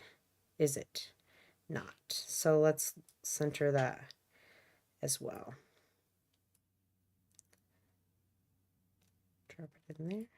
So then if I select this, they're pretty much the same, right? So to get out of that access tool mode, you'll just hit L again and you're back into your object mode. And I'm going to save that now. And let's go into, let's get out of here and go back into this orthographic mode. We notice that this got moved again. So let me just update these. This one's going to have to go back. In fact, I'll just make sure that that's popped out a little bit more. And then this one, we can just move slightly out. Right. And one of the things that I want to show you guys here is you want to make sure, remember that in After Effects, there is no direction to the access points, right? But inside of Cinema 4D, there is. So I want to make sure that that Z axis is pointing in the same direction on all of these access points that I just changed. So I'm just going to click on each one and just make sure. They're going to change in depth, right, because they're centered in the middle of each object. But just wanted to make sure that this the Z axis, the blue arrow, is pointing in the same direction on each object, which it is. So there we go. Now, we want to, let's update our project settings really quickly here. So I'm going to hit Control D to bring up the project settings, and let's we're gonna so 24 frames a second, obviously we need to change that. And then let's make this it's got to be about 5 or 6 seconds long. So I'm gonna, in the time max, I'm gonna 6 times 24, which is 144 frames. So I'm gonna change that there. And the lights seem to be all configured, right? Let me see. Let's kind of start from down here. I don't really see any black here, but let's just, in case, let's put the light target into the studio as well, right? We want that in there. I'm going to drop it below the lights. I'm going to grab this fill light. I'm going to zoom out a little bit more.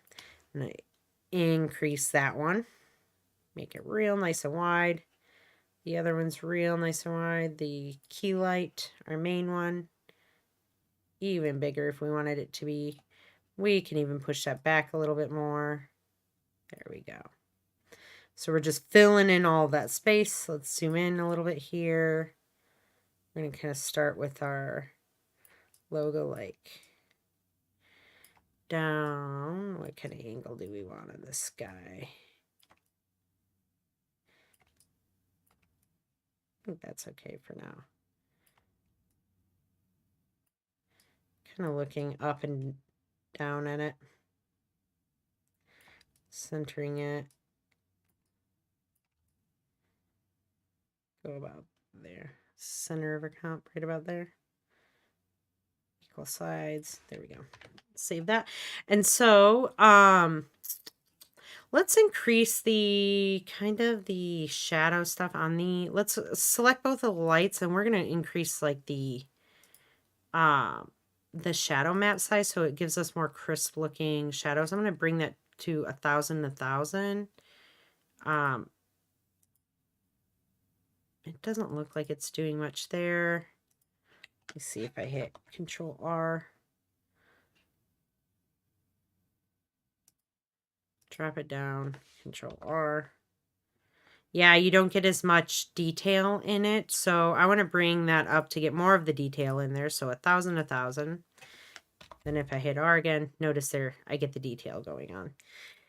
And let's update the viewport for the shadows. So I'm going to hit Shift V. And under the shadows, right, we want to increase the shadow map size. And so that just kind of sharpens those shadows up a bit for us. It doesn't do anything. It just allows us to see those better inside of the viewport. And so let's also remember, because some of you were a little confused, and understandably so, with the fact that the viewport settings here and the render settings for the viewport are different, right? The viewport settings is what we're actually seeing while we're working, like right in here. That is when I change these, it changes what I see in here. The render settings are a little bit different. So let me just close that down a little bit, and we're going to go into the render settings here.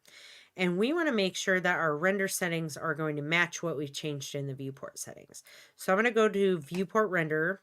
And the reason we are going to do a viewport render right now is because it is going to be a lot of information. It's going to take a lot of time. We're going to get this kind of rough draft of it ready to go and export it out and submit it. And then after that, we will make some edits to it, and then we will do more of a high resolution render in the like standard render, right? And so we want to go into your render settings here, and we switch to the viewport renderer. And under the viewport render, we're going to click on that there. We're going to copy effects from the viewport here. So it adds those HQ, all these things that we added there. It's going to add that. And then I'm going to go into filter, and I am going to check geometry only so that we are all ready to go. Let's change this one 1920 by 1080. 72 is fine. We are going to do frame rate 24, all frames. So this is just kind of ready to go for us, right?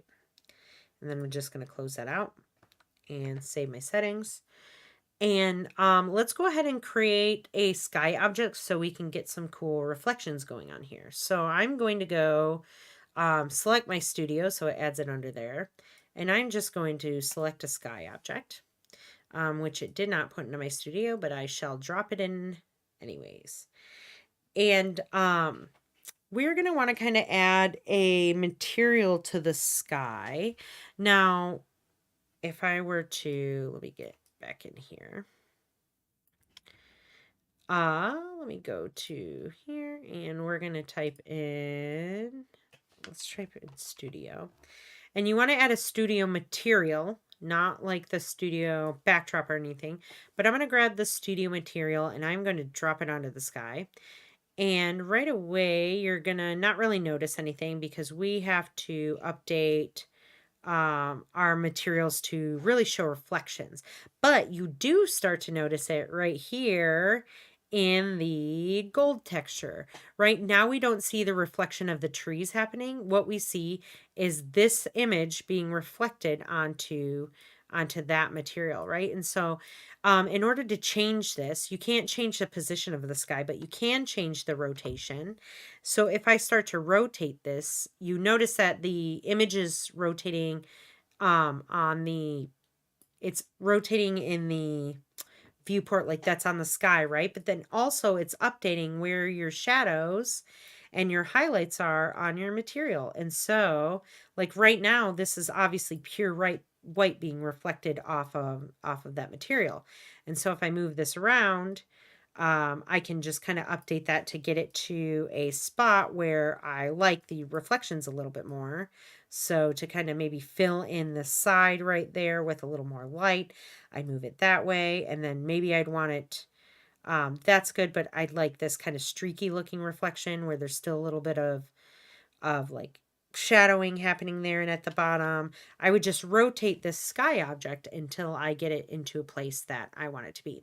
Now, if all of a sudden you're like, I can't figure out where I need it to be, just come in here and 0, 0, 0 out all of the 0, 0, 0. The position doesn't matter, right? But what does matter is actually don't change the zeroing of these X, Y, and Z values. It'll change the access point for it. Just change your rotations. You'll zero out the rotations.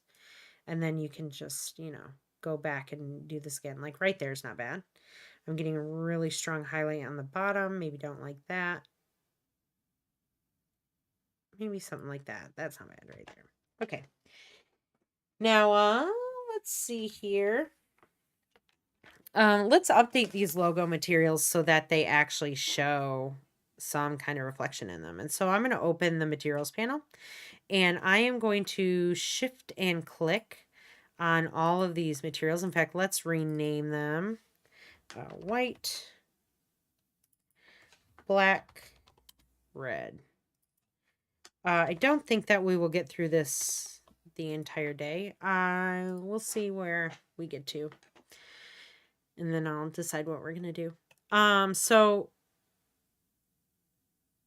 in order to make this material reflective, we're going to select all of these logo materials specifically. And we're going to go to the basic here, and we are going to, actually the reflectance tab is turned on. So we're going to go into the reflectance tab. And under add here, we're going to, let me see, type additive layer. Under this add, we are going to hit GGX, which is going to make it look very mirrored and metallic, right? And obviously that's not what we're looking for fully, but it starts us off with this nice metallic look. And so all you have to do is take this level, this layer 1 here is our GGX. I'm going to rename that so we know what it is. And I'm going to shut off this default specular by holding down shift and just clicking on that little eye.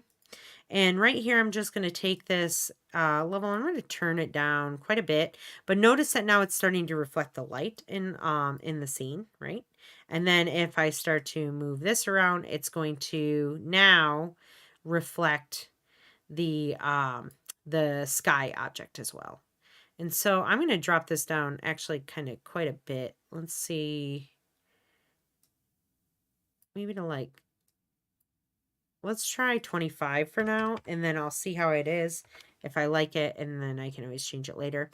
And the other thing you want to do is you want to turn the roughness of this down a bit. And the roughness kind of makes it a little bit more matte. And so the more I turn this down, the more it's going to look shiny, right? And so I'm going to change it actually to, let's say 3, maybe 5.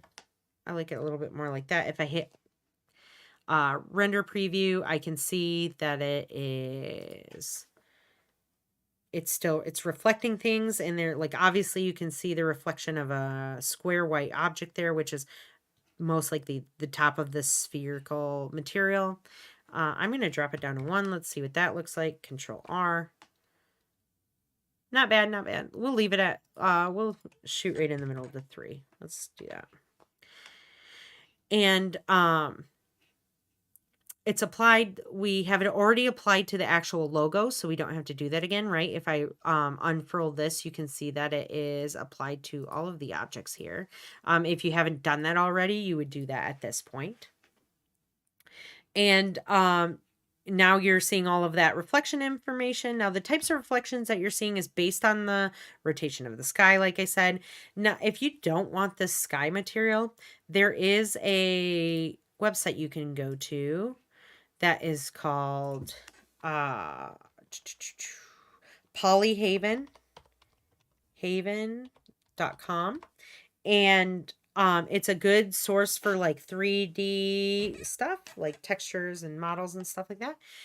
We want to browse HDRI materials, and we're going to look for skies, maybe studios. We'll select studios. Let's see, something that's going to look like the inside of like like an ice rink, right?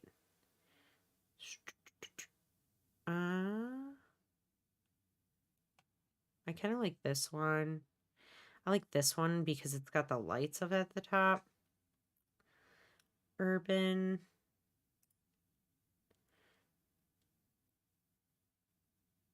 Maybe even outdoor. Search for snow, maybe. I don't know if they'd have like a snow option. You don't want something that is going to show your sky like this. Here, let's just type in it, the snow. You can try and download different ones. These are free to use. There's this one, but I don't want it to reflect all of that. Let me type in stadium. No, we get like football stadiums, but obviously we're in hockey, so let's not do that. So I'm just going to go to, not outdoor, but to studio, and I am going to select this one, I think. It shows you how it's going to reflect on certain materials too. If you look down at these spheres, it will show you what the reflections will look like.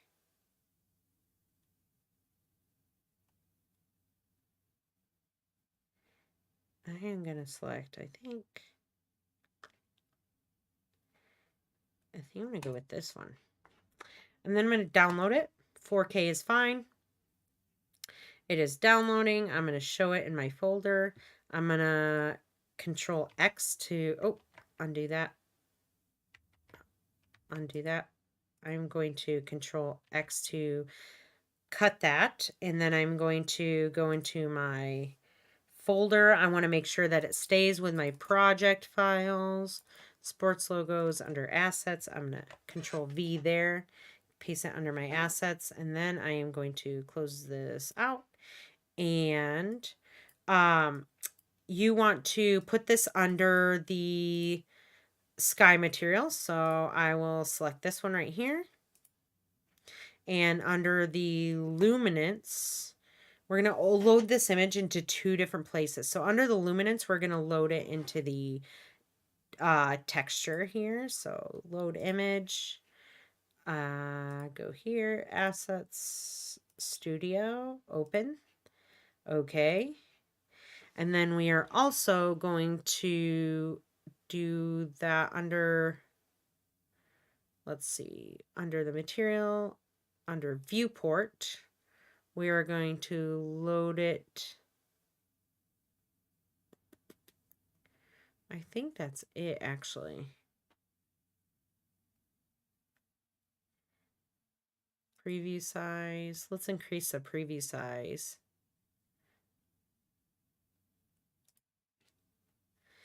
But then if I take the sky and zero out the rotation, and then I just rotate it a little bit, that's kind of neat. Kind of this. That's neat. I like it there. Basic. Yeah, under the luminance I think is okay. I don't even know if you really need to throw it under the reflectance. I think you're okay there. All right, so for right now, let's leave that. We might have to change that later. I'm going to save my file. And then let's let's create some additional background elements for right now. And then we will do some animating on Thursday's class, right? So we want to add this like wall object that kind of closes down and shuts onto the, like kind of like that sliding door effect that you were seeing in the first option that we were watching on in Canvas. I think it was the Pittsburgh Panthers, yeah. And so you see a lot of that closing door shutter kind of effect that was happening. And we're going to emulate that. And so we want to look, let me see here.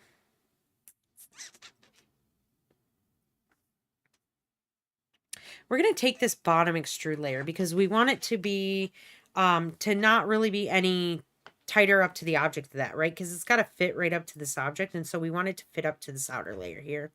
And so we're going to go into this outline and we're going to copy this spline, Control C, Control V, so that we have, and then I'm going to hit E so that I can see this, so that we have this to look at. Let me see where it is at. Okay, there. And then let's turn off all this other stuff so we don't have to look at it. Turn this off. There we go. Turn off the background. Let's turn off the studio. Okay, so we're looking at this spline right here, which we have right here. Let's see. It is showing these because I want to hide these splines as well. There we go. So now we're only looking at the one spline that we need, which is the outline, because we're going to create like the shutter door effect using this. And let us update the, let me update the center axis of this using hitting L, bring that up, bring that over. All right, hitting L again to get out of that tool and increasing this. And we want to select the spline, and we're going to zero out the position. It's going to move it 0, 0, 0. It moved it actually up. I'm not quite sure. It didn't really. Maybe it was because I had moved the anchor point. Let's try doing this. Okay, we don't need to see this one. Already select that. Let's try zeroing it out right now. 0, 0, 0. Okay, yeah, you don't have to move the anchor point. Just zero out the position. Zero out the rotation. You don't want any rotation happening on that. And so we want to essentially intersect two splines together so that it almost like the merge paths and merge shapes inside of After Effects and inside of Illustrator when you're using the different tools. So we're going to kind of do something similar here. And so I'm going to create out of this spline, I'm going to close this material. And out of the spline options here, I'm going to create a rectangle. And I am going to take that rectangle and let's increase the size of it. Object, width, height, even more so that it is fully, let's just do 2500 right now.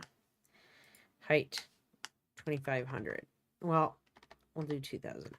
So it's an actual rectangle, right?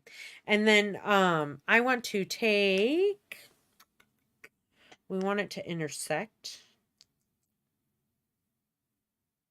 We have to use a spline mask in order to do this. So we are going to, under your objects here, you're going to need to go down and select spline mask. And then we want to zero out the position of the spline mask. Well, the spline is zeroed out. Let's make sure that the rectangle is also zeroed out. Perfect. And we want to select that rectangle and our spline, and we're going to drop those into the spline mask right there. And so if I zoom out, you're not going to see it because I made this rectangle way too big. So let me go to the object. Let's just do 500 by 500. Now you can see what's happening. 500 by like, let's do the height like 250. We'll just cut it in half. So now you guys kind of get an understanding of how it is intersecting here. And it is not, it's, how do I say it? It's like a procedural, right? So that if I move this, it changes the shape along with it. It's not breaking up the shape. It's not destroying it in any way. It's just intersecting. Anytime these two splines meet, they're intersecting and they're connecting together to merge and create one's shape. Now, it's very important that these are both zeroed out, right? Their coordinates of the rectangle and the spline outline are zeroed out so that they can do this, right? Because if they're not zeroed out, it will not work for you. And I like this right now, but I don't want it to kind of merge together. What I want it to do is cut this Phillies logo shape out of the rectangle. And so under the spline mask, I'm going to change it from union mode to A subtract B. And I think that B subtract A, not that one, A subtract B works. Yep. And now that no matter how, like if I were to, not move the entire mask, but if I were to animate, right? Move here. If I were to add an extrude onto here and then animate this door shutting, it is going to shut around my shape and, you know, cut that shape out of the door essentially, or that like sliding pane that I'm going to create. Now, so I am going to, let's extrude this out, right? So I'm going to, they're both into the spline mask. Let's add an extrude onto here. Extrude. Let's put this into the extrude. And all of a sudden, we have an actual wall. And then, like I said, if I were to move this rectangle shape, it is going to cut that shape out of the wall. And so you can play around with that a little bit. Let's update the caps to this extrude. I'm going to select that and I'm going to go into the caps. I'm going to zoom in here on this, kind of move over to the edge so I can see it. I'm going to increase the caps by like, let's do 2. Maybe just 1 is okay. And then I am going to load a preset. Let's do something a little bit different here. Let's give it kind of, let's try a 2-step. Let's try that one. That is awfully cool. I like that one. I'm going to keep that one. I like it at the negative. Like, I'm going to leave it at this, right? Because if I keep going in, it's going to indent this more. I don't need that. I think the -5 is just fine. This 2 segments are fine. If I increase this more, it's going to increase how many beveled segments we need. The 2 is perfect for me. And then I want to, let's dial up the size of this rectangle again. So I'm going to select the rectangle. The width, let's do like 1,000. Let's do the 2,500 for the width. And then let's turn on the rest of our stuff. Our logo, these. Did it turn this on? We'll turn the splines on so I can see everything. Turn that studio on. There we go. Undo that. We're going to move this, obviously. Let's go into our orthographic view here, into our front, and zoom out a bit so we can see the outline of this actual mask. I'm going to rename this extrude top wall. And I am going to just select that and move the entire thing over and down until it is essentially on our shape. It is going to be perfectly fit to that shape. And then if I were to do this and kind of zoom in here a little bit more, and you can see, I'm going to move it back, obviously. I want it to, where's the move tool? It's up here. I'm going to have to zoom out a little bit. Move this back slightly. Down just a hair.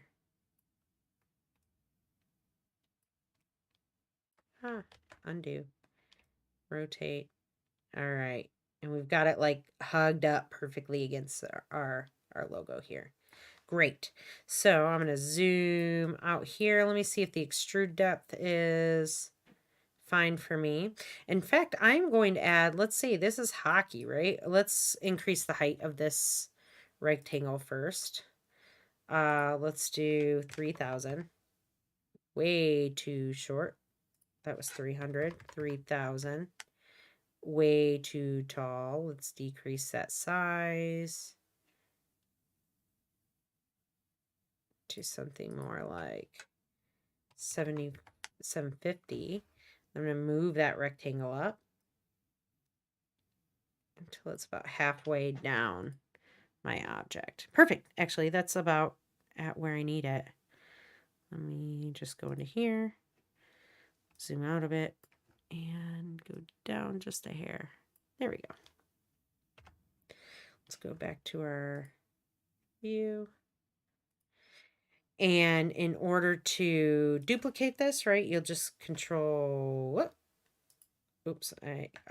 C, control V, or you can control drag. And then I'm going to name this bottom wall.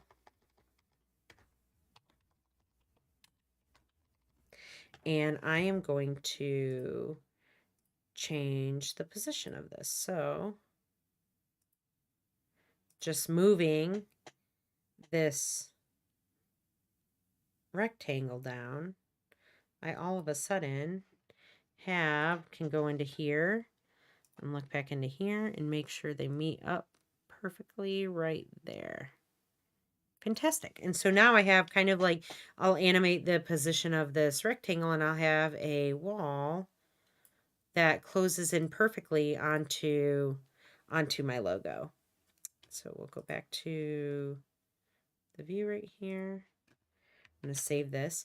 One thing I want to do is I have that backdrop in there. Let's shut these. Let's put these into a group. So Shift Alt G to a group.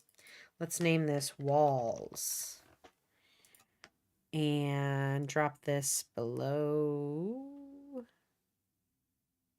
the logo and the extrude shapes. So these are on top. I'm going to unfurl these down. And I want to add I'm going to shut this off real quick because I want to see just this backdrop. And I think I'm going to add like an ice texture to the background. So I'm going to go over here into my thing and I'm going to type in ice. And I want something that's going to look like a hockey rink ice, which would probably be like this iceberg. Look, because it's not, hockey rink ice isn't, it's not clear. Oh.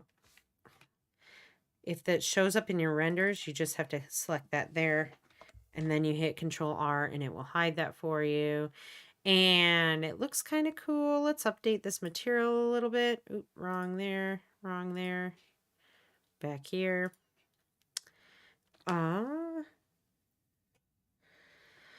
So let's go into here. Let's change the tiling, increase the tiling a little bit more. So like 10, 10. Nope. Well, let me hit. Not bad, not bad. Okay. It just looks funny because let's try even more, like 50, 50, 50. A little bit better there. Maybe I like this one a little bit more.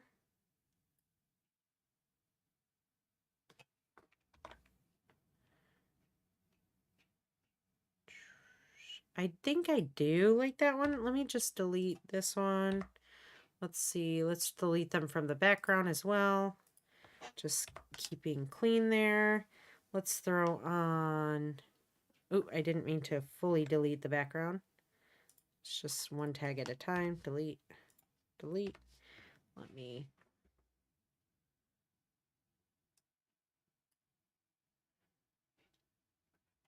Might be too rough. Yeah, that doesn't look... Not a fan. So I'm going to delete that from there. Delete this from here.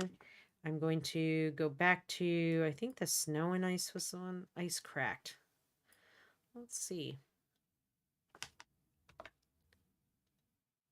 That one's cool. I actually like that one a little bit more. Let's increase the tiling to 50-50. All right, I'm going to check into here. If we right click on this, we can hit open window and it'll open its own separate little window, which we can increase the size and see more detailed look of like what we're changing here. Let me go into the texture. The noise. Let me drop some of the noise down a tad.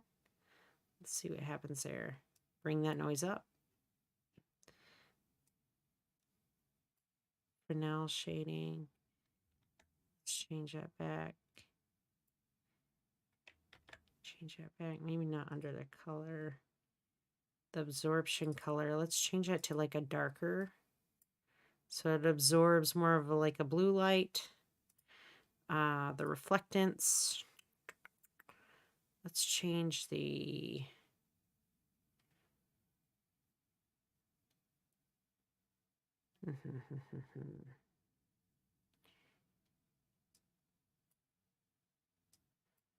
Drop the reflections down a bit. Auto updates it. Transparency. Environment.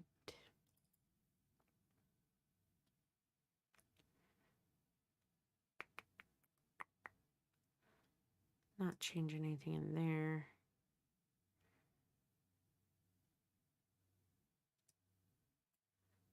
Drop down the specular strength so it's not so bright. Let me see here. This is at 200. Let me just see what it looks like now. I don't think I updated much into it, but not bad, not bad. I would probably want to make it slightly more like white looking. Let me see here.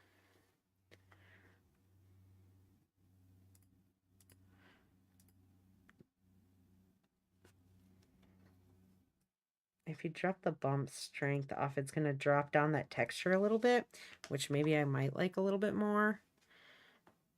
Slightly more.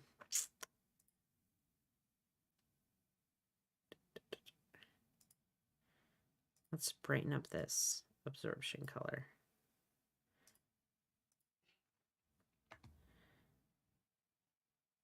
A little bit better there. Bring that down back to kind of where it was.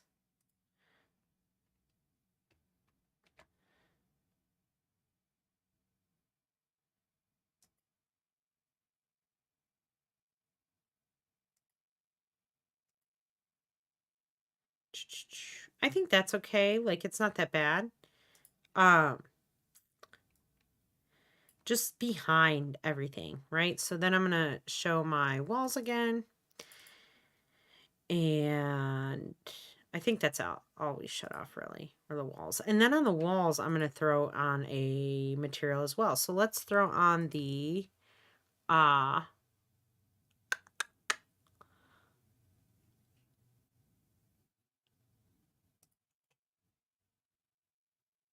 let's throw these ones onto it. So let's do the red at first. And then we might add another set of walls to do the other ones. Let me see here.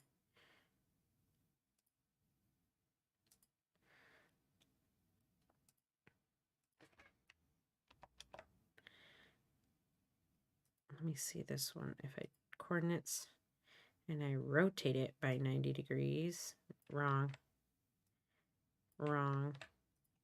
90. All right. Ooh, but it doesn't change that's just, I would have to rotate the rectangle. So let's do this again. Let's put this all in one thing. Alt G. Just name this logo main. So that we can go into here and mess around with that when we want to. Let's save that. Let me add on the other walls. First of all, let's copy paste this. Let's change this one to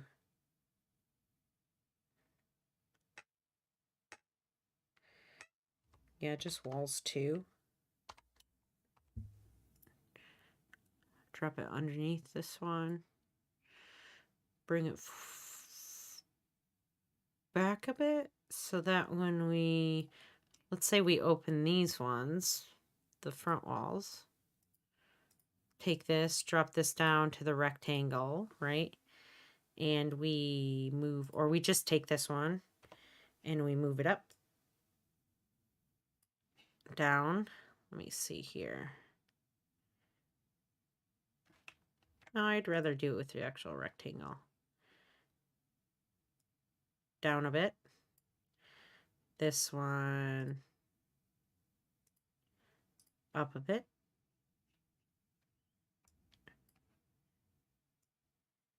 We can see these walls in the back now. And these, so I would close this one up because I'm done touching those.